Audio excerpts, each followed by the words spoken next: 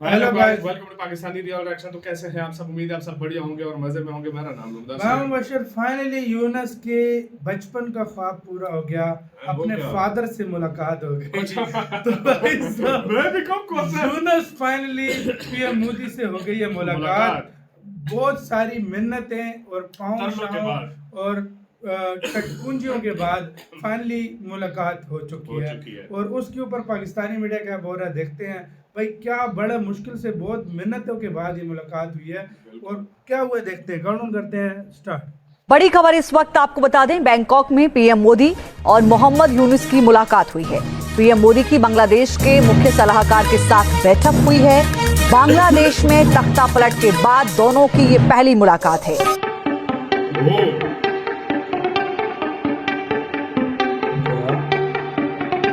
Mood कोई हंसी खुशी वाला नहीं लग डॉक्टर साहब मोहम्मद यूनुस साहब की और मोदी साहब की सुनने में आ रहा है, मीटिंग हो रही है। सुनने में आया कि जो अभी खाना खाया गया है उस खाने में वो मोदी साहब, यूनुस साहब मोदी साहब के लेफ्ट पे बैठे हुए थे और जो नेपाल के प्राइम मिनिस्टर ओले राइट पे बैठे हुए थे। Bangladesh is slowly emerging to be a migraine for India. Unnecessarily.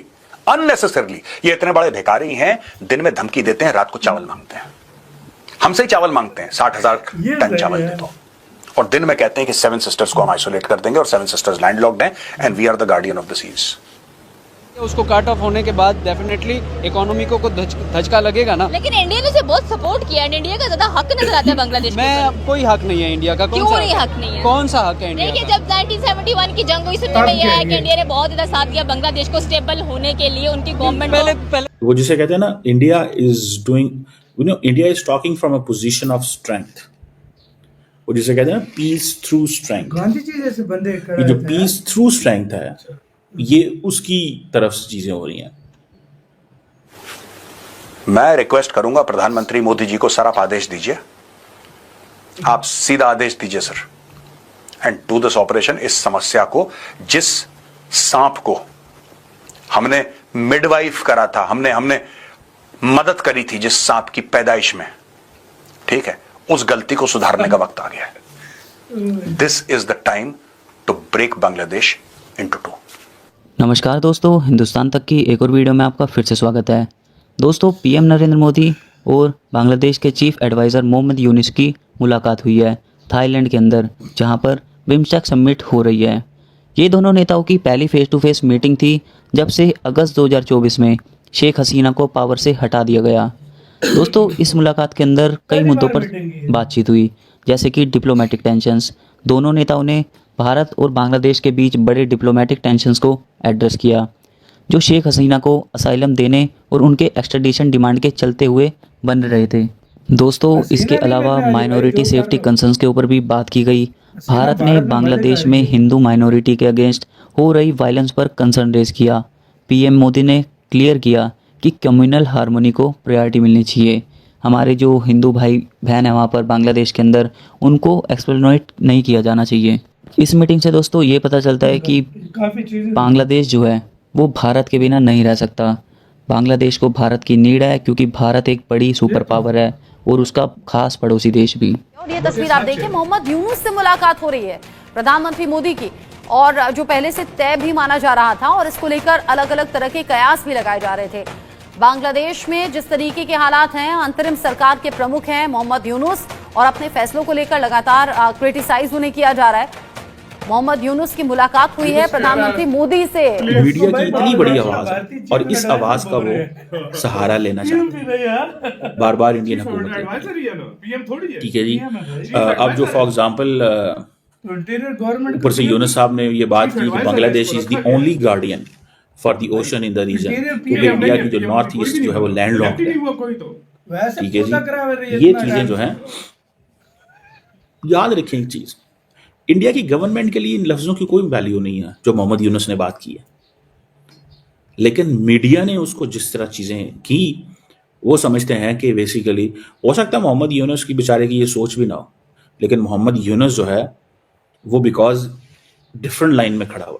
अगर ये चीज हसीना वाजिद कर रही होती तो शायद पोजीशन और होती, अगर ये अल्फाज उसने किए होते कि जी इंडिया का नॉर्थ ईस्ट लैंडलॉक्ड, तो आपने हमारे पास आना जितना आना है।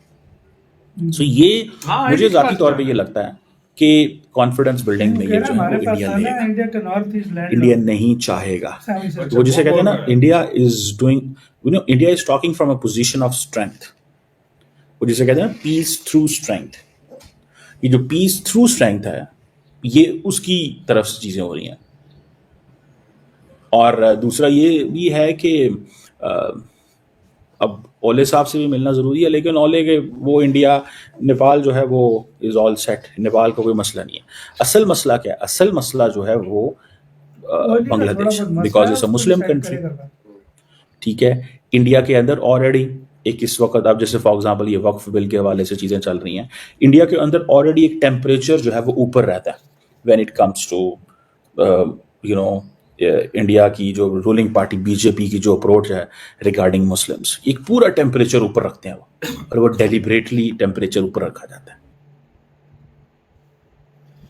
इसी के साथ हुई यार वीडियो खत्म। तो फाइनली इतनी मिन्नतें और तरले करने के बाद अपना जो ख्वाहिश थी यूनुस की, जो पहले भी 2-3 जगहों पे पूरी ना हो सकी, फाइनली वो ख्वाहिश पूरी हो गई। ये भी पता नहीं वो काफी बैग पे जो पर्दे के पीछे शायद पाँव भी पड़ा आज शायद जोड़े होंगे, सामने साथ कहा आपकी मेहरबानी होगी। और मुलाकात के बीच में मोदी जी बहुत गुस्से में लग रहे थे। वाकई मैंने लगता है, मुझे ऐसा लगता है मोदी जी ने दो तीन थप्पड़ भी मारे अक्सर इसको। जब मोदी जी आगे पीछे मिलते हैं ना लीडर से, काफी हंस रहे होते हैं। हाँ, लेकिन इस जगह पे मोदी जी बिल्कुल मुंह बंद था, बिल्कुल मतलब मोदी जी उनको उनकी असल औकात दिखा रहे थे कि क्या है। कि भाई और इसमें नो डाउट यार, देखो कोई माने या ना माने, बांग्लादेश इंडिया के बगैर मैं आज भी कहने के लिए तैयार हूं कि नहीं चल सकता।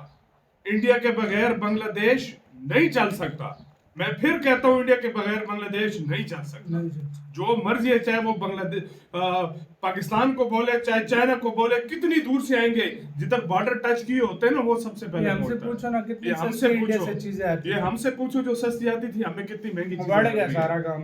और ये इस तरह के बयान इसलिए दे रहा था कि शायद मुझे कोई बुलाए, मेरे से बात करे। इंडिया ने मुंह तक नहीं लगाया, कितनी मिन्नतें तरले करने के बाद जाकर बैकडोर पे मोदी जी को और मोदी जी ने देखो, अब फासला तो नहीं है, मोदी जी ने तो बाहर बयानिया तो यही आया कि रिश्ते ठीक कर लो, ये वो यही आया होगा ना।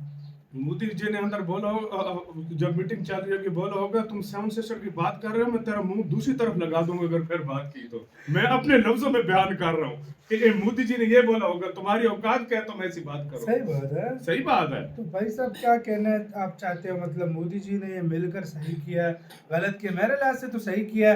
देखो अब एक यार टॉक्स जो है नहीं खत्म होनी चाहिए। मैं हमेशा एक बात बोलता हूँ, देखो चाहे मैं पाकिस्तान की एग्जांपल देता हूँ, मैं बांग्लादेश की एग्जांपल देता हूँ।